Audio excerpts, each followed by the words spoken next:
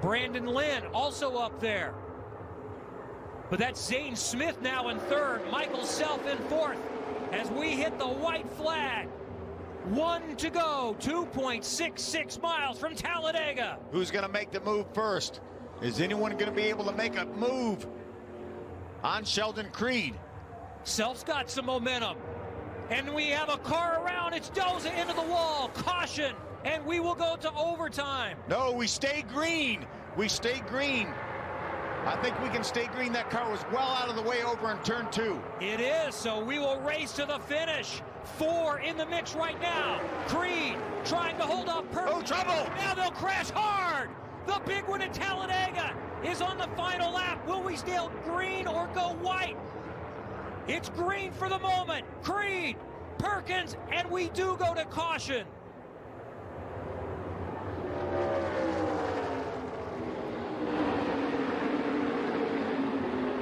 The 28 crew waiting and hoping that he got to the line before the caution came out, but this was a big one and the safety personnel needs to be dispatched.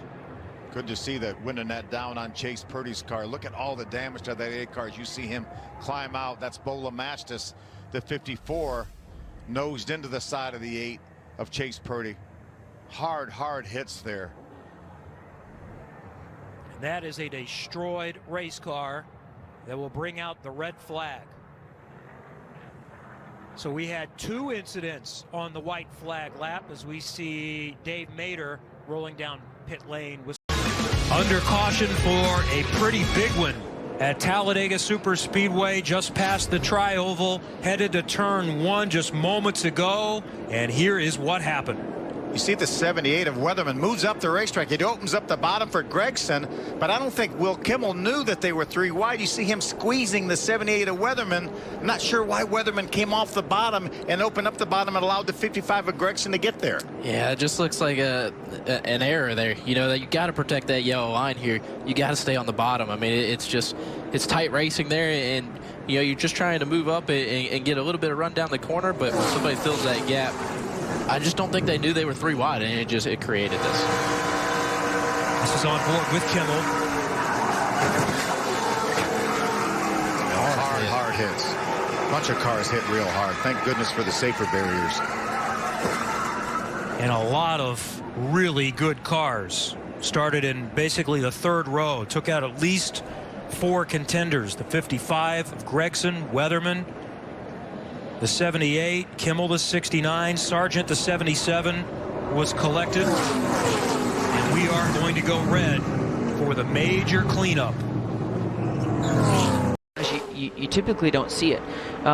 It's going to be real easy, especially with the bumpers being round like they are. This older style car, like the Arca series still runs, we didn't do it when we raced them. I mean, this is something that just has caught on in the last couple of years. So, upside down, over and over, the 83 of Mike Afrano. A big wreck coming out of turn number 4. Into the grass he goes. Another car sliding by. That's James Hilton in the 48 car. Rolling numerous times, the 83 of Mike Afrano. That was one of the more vicious wrecks I've seen in a while here at Talladega. And on its side now as the caution has come out. See the air cleaner laying right here on the infield grass. So the safety crews will immediately get out to that race car and driver. We're seeing him come to the car right now. It doesn't look like there's a right rear tire. I don't know if maybe it went down or it came off during the. It looked like it came off in the flips that it was doing, or the tumbling that it was doing. And maybe just the inner liner that's left. See a lot of debris here. Yeah, these guys are really going to have to be careful. We'll see if the Arca Racing officials may send these guys down pit road, possibly. Sometimes when there's a lot of debris on the racetrack, they'll take the pace car down pit road. And it's pretty much all the way across. They are going to take them down pit road. I think that's a great move by the officials. Giving up. There's the carcass of the tire right there by the ambulance that we were talking about, off the right rear of that car. This is a situation where the safety crews will immediately attend to the driver, make sure the driver's okay before they think about rolling that car over. may actually practice rolling cars over. They have a, it looks like they have some tether of some sort that they will use to possibly roll that car over. Right now, the biggest struggle he's going through is those seatbelts are on. Obviously, you don't want to crack those seatbelts being upside down. The other thing is am I okay? You know, is everything working? Right. I don't want to move if I'm not okay. And those safety workers are really, really good. They're trained really, really well. So they're going to get him all, make sure he's really good, make sure he's comfortable before they flip that thing over. And I'm sure it's not going to be a fun ride coming down. Justin, you've raced a lot of open wheel stuff when you first got started, so I'm sure you spent a little bit of time up in midair and up on your lid a little bit. I don't remember. Yeah. Oh, wait, no, I'm sorry. Yeah. But you know, it's the flipping isn't painful. It's the landing that's painful. Yeah, each time you come down. Yeah, you know, it's funny because you're so tensed up when you start to go over. You know, you should be relaxed and let it happen and be fluid, but your first instinct is to grab on and really be tensed up. That's when you can actually do the most damage because your muscles are just, everything's tense. So not something you want to experience, and especially in a stock car. I mean, it's a lot harder in a stock car than it is in an open wheel car, you know, to go over. So again, they continue to work with the driver of the 83, Mike Afrano.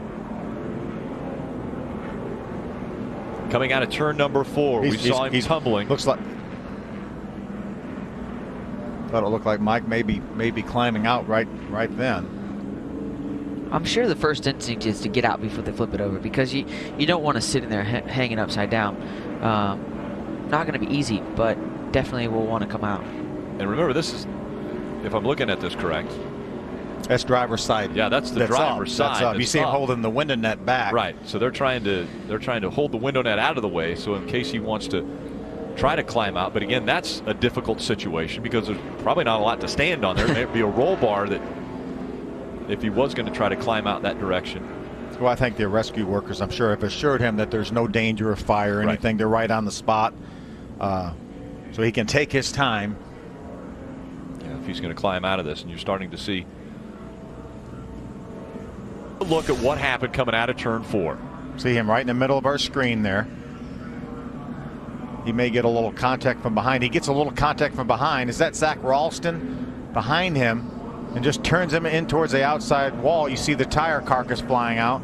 Let's watch that engine there. You see the slam down to the ground. Now the engine's already pretty much loose. There's the spring sliding out around the racetrack. There's that fire we talk about, but it was immediately extinguished. This is Zach Ralston, the 9. He lifts the back end of that car up, turns it into the outside wall. He already starts tumbling about the time and hit that outside wall. It looked like the two guys in front of him there, we were talking about real estate earlier, got a little bit too close, and you know, he may have lifted ever so slightly. He's pushing Core in the outside. You don't want to show them your move until you're ready. Coming down for the white, Kevin. Through the tri-oval, Sheldon Creed with Noah Gragson on his bumper. 2.5 miles to go in the season opener at Daytona.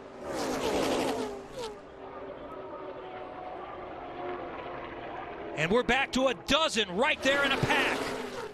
Creed into turn number 2. Gragson a car length behind, another car length back to Braden. Here comes Corrigan in that blue 43 on the top side with a good push from Purdy. And they're wrecking. Holmes is going around and upside down. St. Smith around.